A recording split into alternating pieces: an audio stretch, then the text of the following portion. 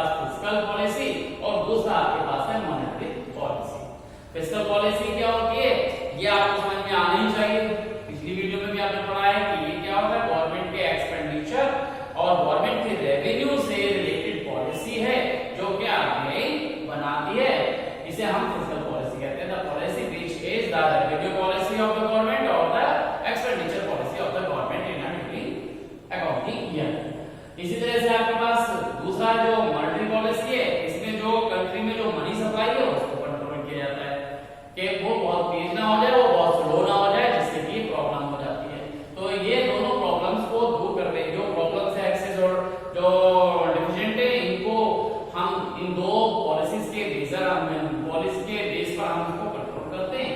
तो fiscal policy में अब आपको समझ में आ गया कि फिस्कल पॉलिसी गवर्नमेंट की जो टैक्सेशन यानी रेवेन्यू से रिलेटेड पॉलिसीज होती हैं, एक्सपेंडिचर से रिलेटेड पॉलिसी होती है, उनकी रेवेन्यू से रिलेटेड पॉलिसी होती है। तो इसके अंदर वो सबसे पहले क्या होती है इसे आप समझ लेंगे। इससे पहले आपको दिमाग में हमेशा ये रखना चाहिए कि जो एक्सेस डिमांड है ये क्यों होता है। एक्सेस डिमांड का मतलब है कि लोगों के पास जो इनकम है वो ज्यादा है और उसके बेस पर ज्यादा जो डिमांड कर रहे हैं, तो उस एक्स्ट्रा इनकम को कंट्रोल किया जाता है, उसे उनके पास से हटाया जाता है। इसी के लिए ये पॉलिसी बनाई जाती है। तो पहले आपके पास है इसमें जो फिस्कल में पॉलिसी है, इसके अंदर पहला मेजरमेंट जो हमारे पास देते हैं कि इसमें आप देखिए क्या होता है कि रिडक्शन या जो रिड्यूसिंग जो क्या करती है गवर्नमेंट जो एक्सपेंडिचर है, गवर्नमेंट जो अपने खर्चे कर रही है, जो पब्लिक वेलफेयर पर खर्च करती है, तो इसमें क्या होता है कि इन जो खर्चों को क्या किया जाता है, कम किया जाता है, इनको रिड्यूस किया जाता है।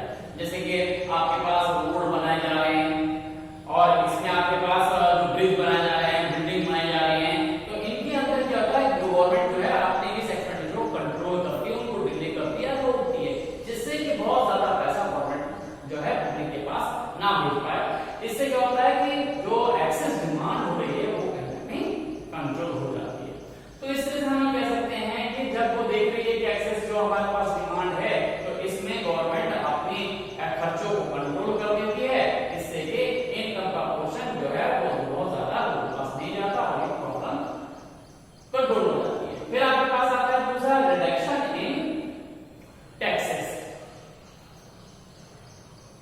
ये जो हमारे पास क्या होता है कि जो हमारे पास जो गवर्नमेंट क्या करती है, यहाँ पर आप समझ लें कि जो गवर्नमेंट है हमेशा याद रखिए कि जो एक्सेस हमारे पास जो डिमांड है, इस डिमांड को कंट्रोल करने के लिए क्यों है, क्योंकि लोगों के पास जो है पैसा एक्स्ट्रा है, तो उस पैसे को रोकने के लिए गवर्नमेंट क्या करती है कि इस तरह के जो मेजर्स है उसको दूर करने के लिए ही मेजर अप्लाई करती है। तो यहाँ आपने देखा पहला पॉइंट कि रिडक्शन करती है, इसके अंदर गवर्नमेंट जो आपके पास एक्सपेंडिचर है उसको रिडक्शन कर देती है, ओके, खर्च कम कर देती है। और दूसरा जो हमारे पास है टैक्सेस है, टैक्सेस में याद रखिए कि गवर्नमेंट जो है जो एक्सेस जब डिमांड होता है क्योंकि लोगों के पास क्या है पैसा एक्स्ट्रा है, ज्यादा है, तो इसमें जो है वो क्या करेगी, जो टैक्स है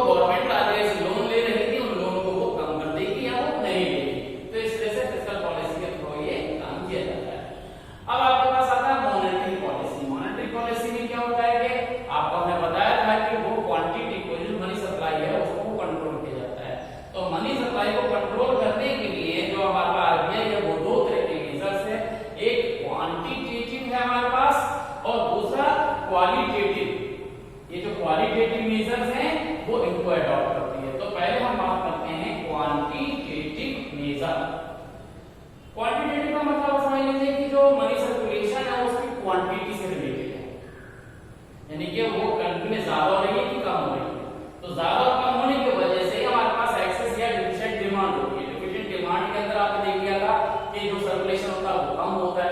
अब एक्सेस डिमांड है, इसका मतलब है सर्कुलेशन ज्यादा हो रहा है, मनी मूवमेंट में ज्यादा है, लोगों के पास पैसा ज्यादा है, ज्यादा पैसा तेजी से मूव कर रहा है। तो इसके लिए पहला हमारे पास आ जाता है increase in bank rate. Bank rate यानी जो आरबीआई की बैंक रेट है, बैंक रेट जिससे कि वो कमर्शियल बैंक को लोन दे रही है, अब उससे क्या होता है कि ये बढ़ जाता है। जब बढ़ जाता है तो इसका मतलब क्या होता है कि इस बढ़ी हुई रेट से कमर्शियल बैंक क्या करते हैं, फायदा लेने की कोशिश करते हैं। तो वो ज्यादा से ज्यादा अमाउंट जो है वो कहां रखेंगे, आरबीआई के अंदर जमा करेंगे। अब कमर्शियल बैंक जब इस तरह की एक्टिविटीज करेंगे, ज्यादा पैसा वो आरबीआई में डाले, तो उनके पास पैसा अगर कम है तो वो क्या करेंगे, रेट ऑफ इंटरेस्ट बढ़ा देते हैं, जो पब्लिक डेली का है। तो रेट ऑफ इंटरेस्ट बढ़ने से क्या होता है कि लोग जो होते हैं, पब्लिक जो है वो क्या करेंगे, अपना पैसा अपने पास ना रखकर वो कमर्शियल बैंक में जमा करेंगे। क्या होगा, तो उससे उसे फायदा होगा, ज्यादा उसे क्या है, इंटरेस्ट मिल रहा है, तो वो ज्यादा इंटरेस्ट के फायदे में वो क्या करेंगे, कमर्शियल बैंक करेंगे, कमर्शियल बैंक आरबीआई में रखेंगे। इससे क्या होगा कि जो एक्स्ट्रा मनी जो मार्केट में थी वो क्या होगी, कंट्रोल हो जाएगी और एक्सेस डिमांड आपके पास इस तरह से कंट्रोल होगी। ये भी इसी तरह से कि जो रेपो रेट है, इनके इसके बढ़ने से भी रेपो रेट में पिछली वीडियो में आपको बताया था कि क्या डिफरेंस होता है, ये मॉर्गेज की वो जो हमारे पास सिक्योरिटीज की बेस पे होता है, ये बिना सिक्योरिटी से इमीडिएटली लोन होते हैं जो कि कमर्शियल बैंक को मिल जाते हैं, ये जो होते हैं विद सिक्योरिटीज होते हैं। तो इसके ऊपर रेट ऑफ इंटरेस्ट जो है वो आपके पास क्या होता है, इस पर भी बढ़ा दिया जाता है। जब इस पर बढ़ा दिया जाता है तो इसमें क्या होता है कि जो कमर्शियल बैंक है वो अपने प्लान जितने भी बढ़ाते हैं उसके थ्रू जो क्या करेगी, ज्यादा ज्यादा पैसा वो आरबीआई के अंदर रखेगी, जिससे फायदा होता है। और रेपो रेट बढ़ने से रेट ऑफ इंटरेस्ट बढ़ जाता है, जैसे इसमें बढ़ता था वैसे इसमें बढ़ता है, दोनों का फंक्शन बराबर ही है, लगभग सेम है, बस जो सिक्योरिटीज के बेस पर हम इसको क्या करते हैं, आइडेंटिफाई कर लेते हैं। तो ये हमारे पास इस तरह से हम देखते हैं कि बैंक रेट बढ़ने से, रेपो रेट बढ़ने से क्या होगा कि जो एक्स्ट्रा जो मार्केट में पैसा है वो बैंक की तरफ जाने लगता है और एक्सेस डिमांड जो है वो कंट्रोल होने लगती है। अब ये आपके पास दोनों चीजें आपको समझ में आ गई, ये इंक्रीज इन बैंक रेट और increase in the repo rate. अब open market activities, open market activities का मतलब क्या होता है कि जो आरबीआई है वो अपनी सिक्योरिटीज को सेल परचेज करती है मार्केट के अंदर, तो इसमें जो उसके सर्टिफिकेट्स हैं उनको बेचना या खरीदना। अब एक्सेस डिमांड है तो लोगों के पास क्या है, पैसा एक्स्ट्रा है, तो इसके अंदर जो आरबीआई है वो अपनी सिक्योरिटीज को बेचना शुरू करती है, यानी सेल करना शुरू करती है। मींस ही उसकी जो पास क्या है, नेशनल सेविंग सर्टिफिकेट्स हैं, जो उसके शेयर्स हैं उनको ओपन कर देती है मार्केट में, तो लोग क्या करते हैं, उसको वो खरीदना शुरू कर देते हैं। जब खरीदना शुरू करेंगे तो अमाउंट जो है वो बैंक की तरफ आ जाएगा, और जो एग्रीमेंट है, जो कागज हैं, जो कागज के एग्रीमेंट जो आपके साथ पेपर हैं वो पब्लिक के पास चले जाएंगे। तो उससे क्या होगा कि एक्सेस डिमांड जो है वो कहीं ना कहीं कंट्रोल हो जाती है। तो इस तरह से ये हमारे पास क्या होगा, ये कौन सा हो जाएगा, ये ओपन मार्केट एक्टिविटीज के थ्रू इस तरह से एक्टिविटीज को कंट्रोल किया जाता है, एक्सेस डिमांड को। ओके, अब नेक्स्ट आपके पास आता है इंक्रीज इन सीआरआर। अब सीआरआर के अंदर क्या किया जाता है, ये क्या है, कैश रिजर्व रेशियो। ये कैश रिजर्व रेशियो क्या है कि जो कमर्शियल बैंक हैं वो जो टोटल डिपॉजिट, जो डेली डिपॉजिट है उनका, उसका कुछ परसेंट जो है वो कैश फॉर्म में आरबीआई ने क्या रखना पड़ता है, डिपॉजिट रखना है, कंपल्सरी है। तो 4% आपके पास है, तो वो 4% जो डेली डिपॉजिट है उसका 4% जितने भी कमर्शियल बैंक है वो डिपॉजिट करेंगे आरबीआई में, ये कंपल्सरी होता है। और जब एक्सेस डिमांड की कंडीशन है, लोगों का पैसा ज्यादा है, तो ये जो हमारे पास है सीआरआर ये बढ़ जाता है, आरबीआई से बढ़ा देगी। जब बढ़ा देगी तो इसका मतलब है कि आरबीआई के अंदर अब कमर्शियल बैंक को ज्यादा पैसा रखना पड़ेगा। ज्यादा पैसा रखने का मतलब है कि अब उसके पास पैसा कम बच रहा है लोन के लिए, तो वो लोन कम बढ़ेगी। तो लोन कम बढ़ने से क्या होगा कि जो लोगों का इनकम है वो कम पहुंच जाएगी और एक्सेस डिमांड कहीं ना कहीं कंट्रोल हो रही है। तो ये किससे रहा यार, ये सीआरआर का हो जाता है। ऐसा सीआरआर आपको यहां समझ आया, ये सीआरआर आपके पास था। अब देखिए हमारे पास क्या है, दूसरा है एसएलआर। अब एसएलआर का मतलब हो गया कि स्टेटरी लिक्विडिटी रेशियो, यानी कि जो कमर्शियल बैंक है वो कुछ अमाउंट जो है वो अपने पास क्या कैश रिजर्व रखती है, अपने पास रिजर्व के फॉर्म में वो कैश है वो रखती है, जिसे वो नहीं छूटती हैं, वो इमरजेंसी में ही उसको यूज किया जाता है और इसको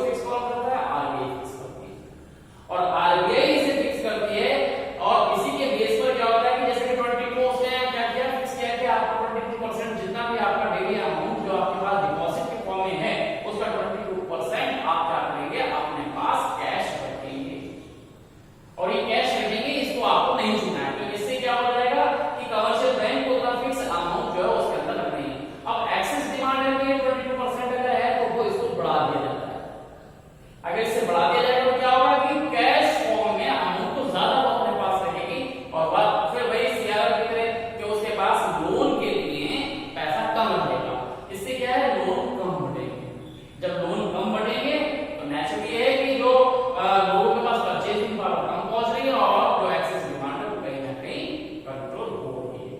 तो इस तरह से क्या होगा कि ये जो हमारे पास पॉइंट है, ये जो एसएलआर है या सीआरआर है, इसमें इंक्रीज करके ही जो हमारे पास आरबीआई को कंट्रोल करती है।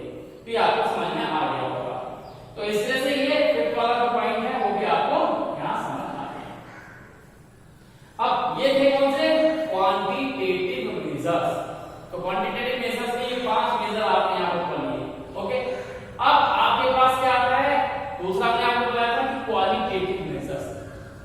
क्वालिटेटिव मेजर्स को जैसे लास्ट वीडियो बताया था कि ये सेलेक्टिव मेजर्स कहलाते हैं, क्योंकि इसके अंदर हम एक स्पेसिफिक एरिया को हम क्या करते हैं, सेलेक्ट करके उसके ऊपर क्या करते हैं, इंपोज करते हैं, उसके ऊपर लागू करते हैं जिससे कि वो कंट्रोल किया जा सके।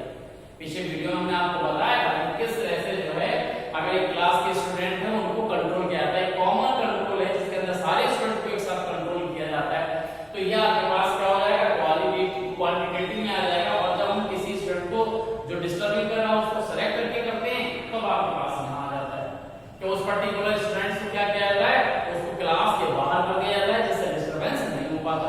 तो वो सेलेक्टिव हो गया, सेलेक्ट करके हमने उसके अंदर कंट्रोल कर दिया। तो वही हमारे पास इस बैंकिंग सिस्टम के अंदर है कि जब एक्सेस डिमांड है तो हम कुछ एरिया जो है सेलेक्ट करते हैं।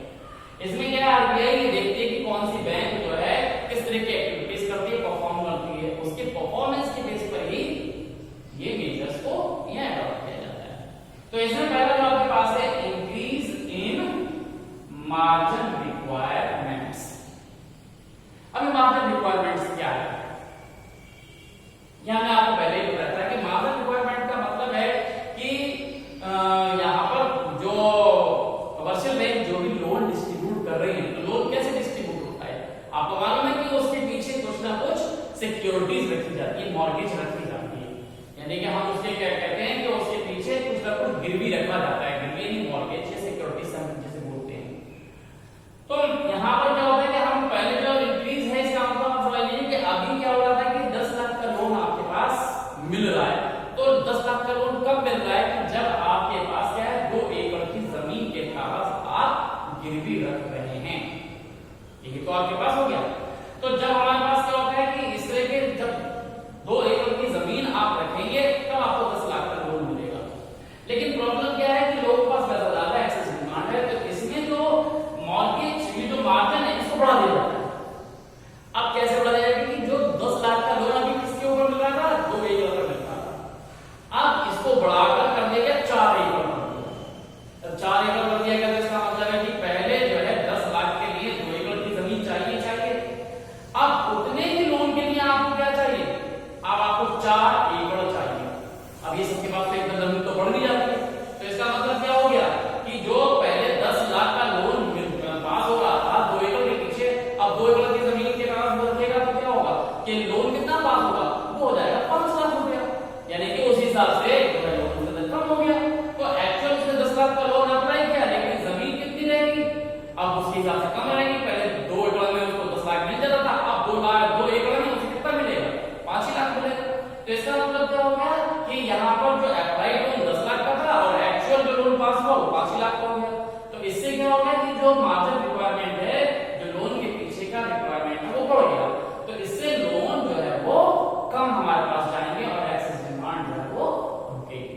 तो जब लोन के पीछे की सिक्योरिटीज को बढ़ा दिया जाता है तब लोन कम डिस्ट्रीब्यूट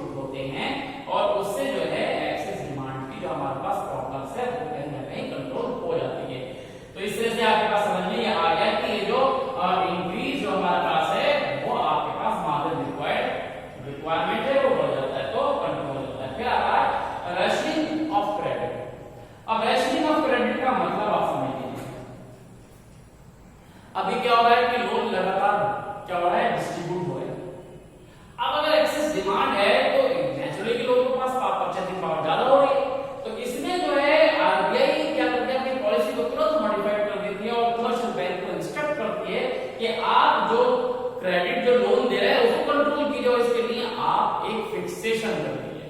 फिक्सेशन का मतलब है कि आप ये लिख दीजिए या आप डिक्लेयर कर दीजिए कि 2 लाख तक के लोन ही पास होंगे। अब 2 लाख तक के लोन पास होंगे तो इसका मतलब बहुत सारे ऐसे लोग होंगे जो 2 लाख से ऊपर के होंगे, 4 लाख के होंगे, 5 लाख के होंगे, 10 लाख के होंगे, तो ऐसे सारे लोन अब पास नहीं होंगे। तो इसका मतलब क्या हो गया कि लोन की जो लिमिट हो गई वो आपकी फिक्स हो गई कि 2 लाख तक के लोन ही बटेंगे, इससे ऊपर के लोन नहीं बटेंगे।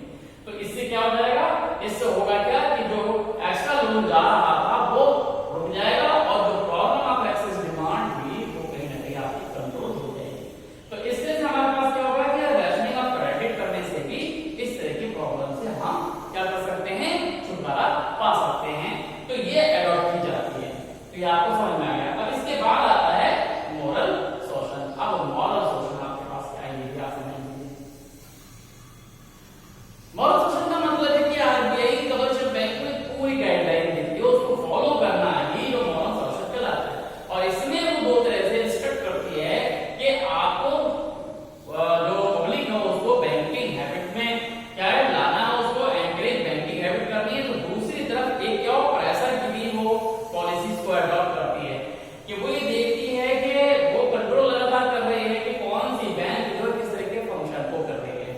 तो अगर वो बैंकिंग ने अगर कहा है कि आप एनकरेज कीजिए बैंकिंग हैबिट में, आप चाहे कंट्री के नेम पर कीजिए, किसी के नेम पर कीजिए, कंट्री में अगर वो बैंकिंग को अडॉप्ट कर रहा है तो अच्छी बात है, उसके लिए डिफरेंट वो गाइडलाइन देती है। और एक गाइडलाइन उसके पास ये रहती है, वो प्रेशर होता है आपके पास कमर्शियल बैंक के ऊपर उसे करना ही करना है। अगर वो नहीं करते तो वो डायरेक्ट एक्शन उसके पास रहता है कि इसने जो है वो बैंकिंग जो उसका सर्टिफिकेट है, जो बैंकिंग जिसके तहत वो कर रहे तो आरबीआई उसके उस कमर्शियल बैंक के जो सर्टिफिकेट है उसको कैंसिल भी कर सकती है।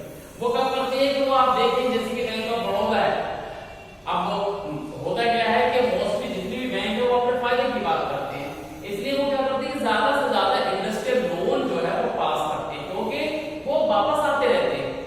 ओके, और जो दूसरे तरीके जैसे एग्रीकल्चर लोन है वो वापस बहुत कम आते हैं क्योंकि वो जो है वेदर के ऊपर डिपेंड होते हैं, अच्छी फसल होती है तो लोन आते रहते हैं और नहीं होती तो फिर प्रॉब्लम हो जाती है, तो वो स्लो हो जाते हैं, डिले हो जाते हैं, बैक डेट पे पहुंच सकते हैं। तो ऐसे लोन को बांटने के लिए अगर कमर्शियल बैंक जो है वो डिले कर रही है, वो नहीं कर रही है, तो जो है वहां आरबीआई उसे इंस्ट्रक्ट करती है कि आप ये लोन नहीं बांट रहे।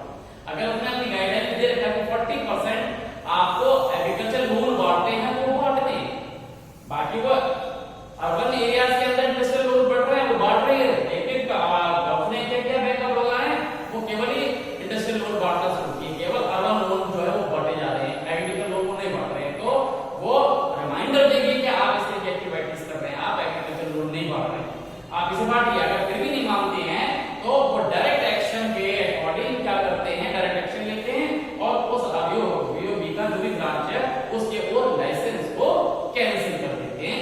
लाइसेंस जब कैंसिल हो जाएगा तो नेशनल बैंकिंग सिस्टम से वो बाहर हो जाएगी। तो इस तरह से क्या होगा कि प्रेशर का जो एक्शन है वो इसके साथ रहता है। तो ये दोनों चीजें जो बेसिकली हम क्या बोलते हैं कि जो गाइडलाइन है उसको परफॉर्म कराना ही जो मॉरल शोषण कहलाता है। तो इस तरह से जो है आरबीआई अपनी डिफरेंट पॉलिसीज के थ्रू एक्सेस डिमांड की जो सिचुएशन है उसको कंट्रोल करने की कोशिश करती है। तो ये आपको समझ में आ गया कि किस तरह से अगर एक्सेस डिमांड है, एक्सेस डिमांड में जो